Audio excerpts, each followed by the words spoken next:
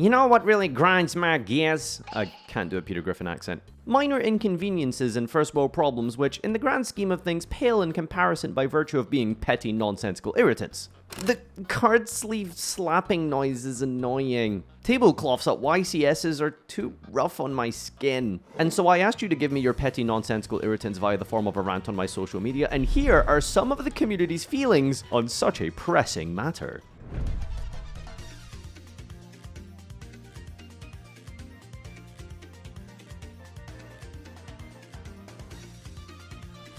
People with no personality during a match. I'm not asking for witty banter, I'm just asking for you to put down your hood and do like a little small talk with me before and after the game. Don't just give one-word answers, like make me feel like I'm talking to a human. Well, you know, two ways to look at this, right? There's outright rudeness and disregard for the person sitting across from you, where they ask you questions and you're just kind of like grunting at them like an orc. And then there's like someone who is cordial enough to give like one-word answers, but clearly just isn't in a kind of social mood. I think I can respect both angles. As long as you aren't like obnoxious about it, then that's fine. Because you guys have seen that archetype at an event. Those really obnoxious like hood down earphones. There are some people who wear earphones during duels. Like, fuck you if you do that. The Master Duel timer change a few months into the game's life is the worst thing to ever happen to the game, taking a whole minute off the clock to appease children who said Yu-Gi-Oh takes too long to make a format where no intense combo deck could be played at anything less than perfect knowledge, never taking a second to think too hard, spits in the face of everything that modern Yu-Gi-Oh is. So here's my controversial take about this. I disagree. I don't think this is true. I think the timer is, if anything, too long. Now, let me elaborate really quick before we hop on and start with the W's and L's. You're playing ranked, you should be in a position where your deck is good. However, the only thing that I dislike about the timer is that it doesn't give you enough time back. I think the initial time allotted is good. The problem is that on turn 3, or on your opponent's turn, a lot of your interactions require thinking of how you're interacting with your opponent and thinking about how to use your cards and play through their half board they may be established on turn 3. So you only get like 60 seconds back, I think. That isn't long enough. So I'd like to see the same number of time in a duel just spread out a little bit longer. So a tiny bit less for turn 1, but a little bit more for turn 2 and then your turn 3. Because that's when I think a lot of your interactions are used. So I don't think the timer originally and initially is that bad. In fact, I think it's fine. I think it's a reasonable change. I'm just not a fan of the turn 2 and 3. Yu-Gi-Oh events aren't for picking up girls. I'm trying to normal summon Moyi, not find a man who wants a live-in testing partner. That's a crazy way to describe women at TCG YCSs and events. Like, live-in testing partner. Okay, all right. That's, yeah, I guess don't do that. This isn't much of a hot take here. And it's not really like the little mini kind of annoying rant that I was looking for. But yeah, probably don't try and get yourself a live-in testing partner at an event. Or at least, like, read the room. It's fine to try and strike up a conversation and stuff. But if someone is just giving you, like, one-word answers and they're not, like, clearly interested in the conversation, chances are they don't want to talk to you. So you can easily like go to a Coldplay concert or something. If you launch Master Duel from the shortcut on your menu, it loads for 1/2 of 1 second and closes, and it opens Steam and this pop-up happens. If you launch from Steam menu, this doesn't happen. Die. I opened Master Duel from the shortcut exclusively and never had this problem. It might be something wrong with your client. Skill issue? Tech issue? We all know that Yu-Gi-Tubers are not exactly the smartest people when it comes to technology, okay? So I may have turned my fans off. He clearly has turned off his licenses for his game or something. So these things happen. Skill issue. I get really annoyed when my opponent starts to narrate what my deck does to me while I play it. Example. All right, I'm going to activate X to search Y. Yep. Okay, and then I'll go going into Z. Yep, okay. Like, dog, just let me do it. Shut up. This is so annoying, and I think it's almost like a deliberate thing some people do. There was one person I dueled against, and it felt like it was a weird way for them to try and coach me into the incorrect moves. So they would tell me like, oh yeah, you're gonna activate this and then do this. But they were telling me like wrong things. And it was really irritating because subconsciously I'm just like, wait a minute, that's like bad. Like, what do you do? Wait, and like your brain kind of clicks for a second and it's like, wait a minute, shut the fuck up. Like, that's a bad play. Why would I do that? Like, literal IRL bad coaching. So yeah, don't do this. This is annoying as hell. How do you even address this in person? What am I supposed to say? Excuse me, could you please shut up? Like, maybe there's a good way to address this. This box represents the thing I hate about Yu-Gi-Oh players. Y'all settle for so little. This deck box is garbage, stiff plastic with tacky art, yet still people casually drop triple digits on them, and the exact same price could get you genuine works of art that last a lifetime. Is this 3 digits? This is unofficial, right? I don't know, like, this is definitely gonna get some flack on the YouTube section, but I don't like the Gunnar-ish, like, aesthetics and accessories that people bring to events. I'm not saying that this is, because it is just Dart Magician Girl, but, like, just, there's, like, a certain vibe, right? It's like they have, like, the deck box, the sleeves, the mat. Sometimes, even in an extreme case, they'll have that insane, like, Ahegal, like, hoodie type thing, you know? It's kind of like the whole thing all together can just get, like, weird. The smell of those players. Stealing the East Coast pro player style mannerisms, words, sportswear, cloth mat, white single sleeves, calculator, and then sucking balls. Bro, you're gonna loudly cosplay as Pac and then combo wrong? Okay, so, first of all, for those old heads here, this is not the Pac, like, cosplay, okay? This is an aesthetic from, like, the ARG days from Once Upon a Time. Patrick Hoban, all those kind of people who used to play with, like, those TI calculators. Expensive Pokemon cards. It was, like, a whole vibe that people tried to get in on. Cloth mats are weirdly sort of a development that occurred around about, like, 2014, right? Around about that time period, and then it got popularized, and here we are. So Pac was actually also doing something by copying, like, this vintage style type of accessory. It's like a weird thing that I guess people have done. It's dumb. How quickly people groan about formats because they test them non-stop 2 months in advance. Pepe's a prime example. People heavily underestimated Cosmo support, and there it was in the first Pepe event's top 4 with Mermail and Monarch able to compete. This is like an overall type of gaming issue, I think, that we have, right? Any gaming community and stuff, it's all about optimization. It's all about, like, min-maxing and getting the most out of your deck, your character, your whatever, your gameplay, tier lists, best builds, all this kind of stuff, right? This is, like, something that's just kind of occurred with the times and the culture of games in general. So I don't really see, like, what there is to complain about this. 1 or 2, like, tier 2 decks crawling into the top cut of a tier 0 format doesn't really, like, say much. I don't know. What are we ranting about here exactly? Like, what is the complaint? We're complaining about complaining. Deck profile, and then it's just this card because it's good multiplied by 70. Either A, they topped without putting a single thought into it, or B, they purposely filmed a useless profile instead of giving their insights and thoughts. My favorite deck profiles are the one where, like, every card is insane. This card, yeah, this card's insane. Why'd you play 2 copies? It's just good. It's insane at 2, right? 3 would be bricky insanity, right? People don't know how to explain themselves. They don't know how to articulate and just bring out the best of their deck list. It kind of is just vibes, it feels like. Some people just build their decks with vibes in mind, which is fine, don't get me wrong. But if you're just building your deck with vibes, then I don't know if, like, a deck profile is really warranted. Just post a list on, like, Twitter or something. A full dedicated video should kind of imply that there's an explanation there, but there never really is. Whenever my opponent is shuffling their deck and they purposely look at what cards are at the bottom to manipulate the card location when it should be random. Yeah, that's cheating. Your opponent's cheating. That would annoy me. I stuck to the prompt.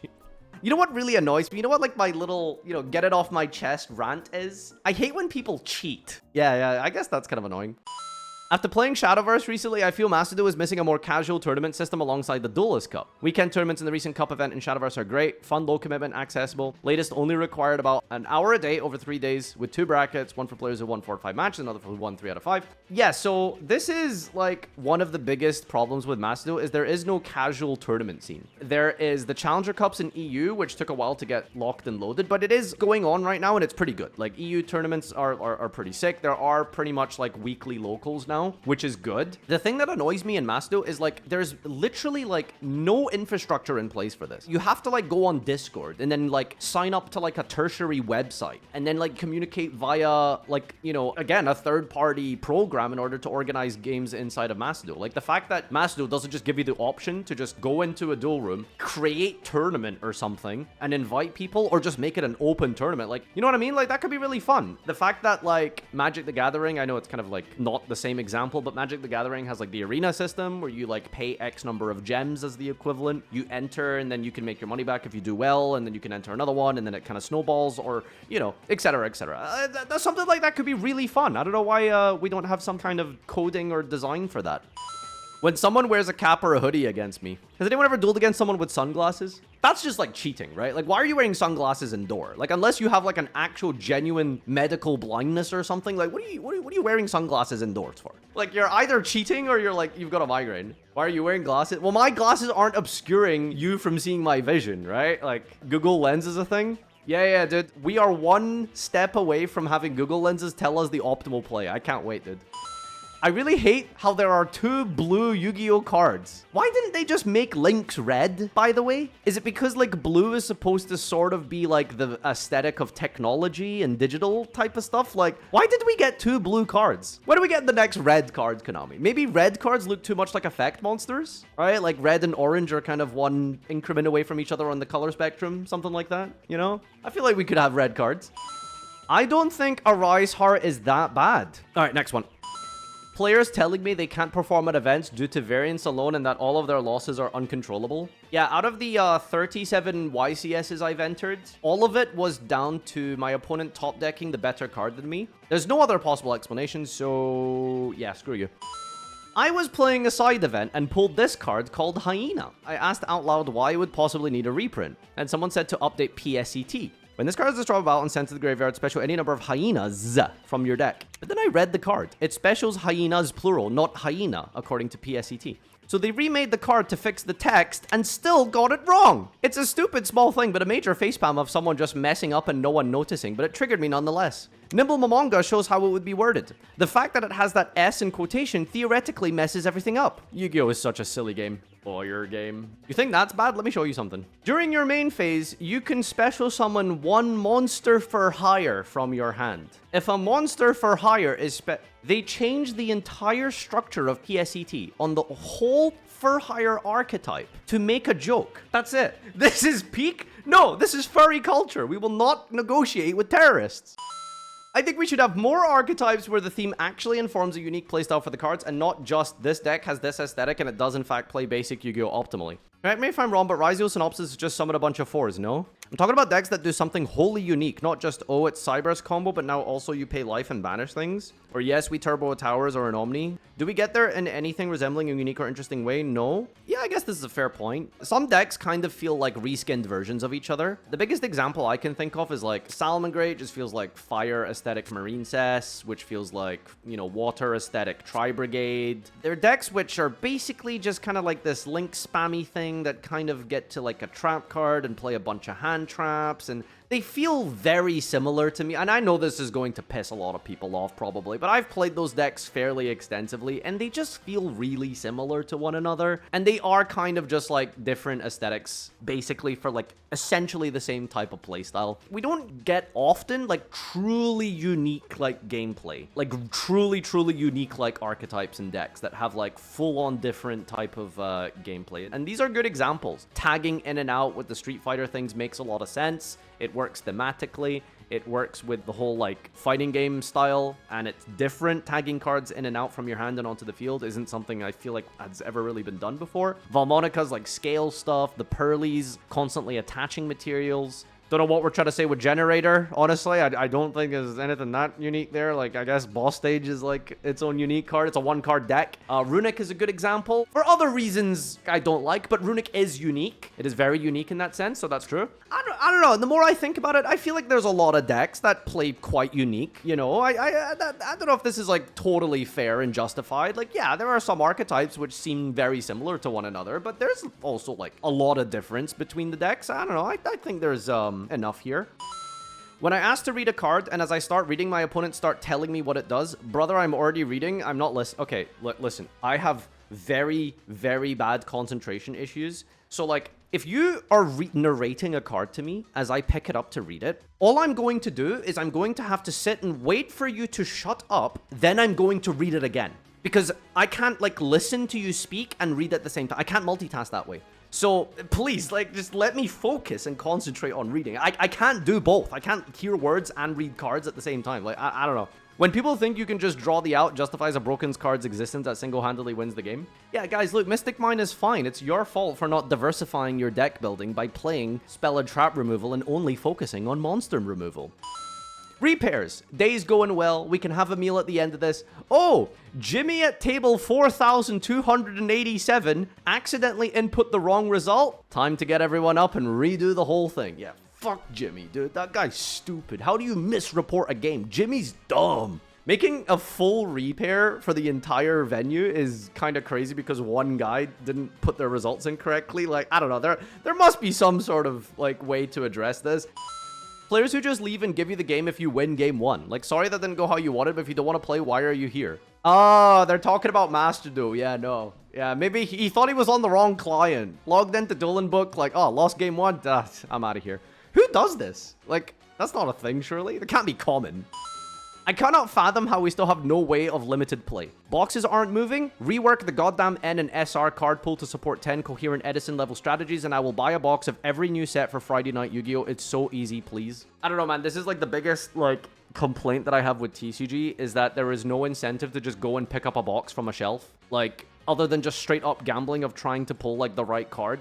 Like, every other card game, you can just buy a box and pull out the cards and play with your friends and have a good time. Like, Yu-Gi-Oh! Just does not have the structure for that. I've said before, my biggest suggestion, I'm giving you suggestions here. I don't think every core set needs 100 new cards. Reduce the number of total cards, put some reprints in there, and hell, even that's a great suggestion. Put some free agent cards in there, like DD Warrior Lady, Sangan, those type of things. Low power cards that are kind of generic enough, but would never see competitive play, but are really good cards individually to pull that you can draft with, that could potentially build into a real sealed deck that you can duel against a bunch of friends. I think that would be so cool. New sets and TCG exclusives being revealed exclusively as creator pack openings partially on channels with like 12 subs makes me want to rip my hair out. Why is this gonna be so rude for, dude? New sets and TCG exclusives being revealed as creator pack openings on channels with like 12 subs. Listen, man, you don't gotta do DZ that bad, man. Like, come on. His channel's doing fine. I love watching the Wonky Quartet videos, but my baby cries whenever MBT speaks, so I can only watch them with headphones on. Listen, I get it, man. I get it. Listen, I also would be crying if I had to listen to Big Baby Man every day.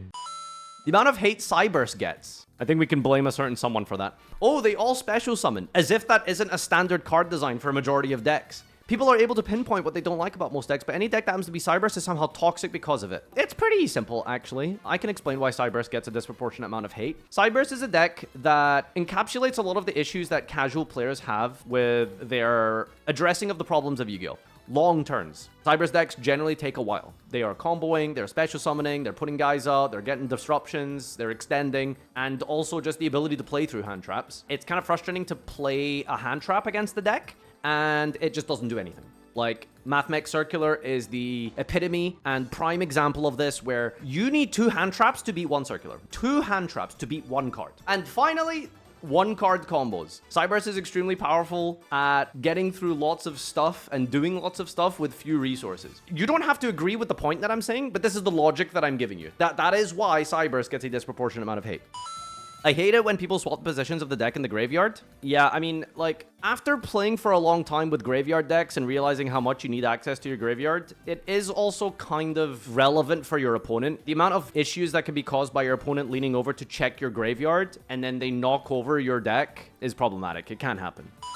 People that complain about Yu-Gi-Oh! Cards not having full arts. Dude, do you see the essays they print on these cards? It would never work. Border breaks like Pokemon EX would be a million times better. I mean, full art, but with the box is fine. That would be okay, you know? You can put them on the side, you can put them above, you can put them under the box, right? Like, I don't see the issue. It sucks that pretty much all the good merch isn't available outside of Japan. That's not true. You go on Hypeland, there's a lot of cool stuff there. Like, yeah, you're not getting, like, the best accessories, like sleeves and stuff, but when it comes to, like, t-shirts and hoodies and stuff, there's plenty of cool stuff, trust me. Like, there genuinely is. The term hand loop referring to a hand rip. It bothers me way too much. Mulan Glacia did not loop 2 cards. There was no loop involved. Wind Up looped because it repeated the hand rip multiple times. Gishki looped because they repeatedly resolved Gus Kraken. This is one of those, like, takes where it's like technically true, but it's also like, who cares? Right? Like, who cares? So this is where the term originates from. They've identified it. Yeah, like Wind Up used to do a loop. It was a combo that you could repeat X number of times. So it made it a loop. And so people kind of just took that to mean hand loop. But it's not like a loop of a combo. Like when you do Mermail stuff and you're like, you know, Mulan Glacia into Deep Sea Fish Guy into Trishula or something, that's not a loop. You're just ripping cards. So yeah, they're technically right, but it's also, who cares? Like, it's just a word. Like, who cares? Do you remember people who used to get really upset when you would say inherent summon? Like, I'm sorry, you know exactly what that word means. I'm not going to say, does not start a chain. Like, shut up. Shut up. Like, you know what I'm saying. I know what I'm saying. They know what I'm saying. Everyone knows what I'm saying. It's just inherent, okay? And it was so annoying to the point, you know what? Konami caved, and they just gave us a word for it. It's the wrong word. It's not built in, like Bill Omega Lol 10. Like, that's not a thing. It's still inherent. But they gave in, and they told us, here's a word. We can give you a word. MD has no secret pack animations on their boards. Prize pack is laughable compared to other TCGs. Is he talking about the trials? You can't filter card text or card names in Masado is always a mix. Masado has no good solo mode to this day. There's no fodder for favorite cards in Masado. There's no folder for favorite cards in Masado. Yeah, there is. There's literally a bookmark function. I mean, I guess it's very bare bones. It's got a cap. You can't categorize it. So I guess I kind of get it. If you really wanted to, you could make like decks that have like 15 cards that you want to use for certain things, right? Like, here's my board breaker setup. So then you just copy it and then you build a deck around that. But yeah, I mean, I guess like full folders and stuff would be kind of cool. There was no response from the game server. Connection timeout. It's baffling to me how they constantly fail to improve important parts of Masado. Fua animation is nice, but I want to not lose 10,000 points per Duelist Cup for no reason. Well, listen, man. Small indie company, okay? Give them a break here. Those servers are expensive. My biggest gripe is that I think the cards with the text "your opponent cannot respond to this" should not exist. Access Code Talker is a nothing burger of a card without that line of text on him. Don't even get me started on Super Poly. I will get started. I'm reading all that. Anyway, Spell Speed 4, as the community likes to call them, or cards that you cannot respond with, are a way to make it so that you can actually break boards. I'm sorry. I don't think there's a problem with this. It can be a little frustrating. It feels a little bit powerful, but ultimately, I think it's like something that's somewhat necessary for the game. The example they gave specifically was a going second card. Anything that involves making going second, going stronger, I'm genuinely going to be in favor of it. So yeah, no, access code is fine. I like it. And yeah, like he's right. Yeah, they're almost like proving the point, right? Like, yeah, access code would be kind of unplayable if it could be responded to. Maybe not unplayable, but it would be significantly weaker, right? I don't know. I'm okay with that.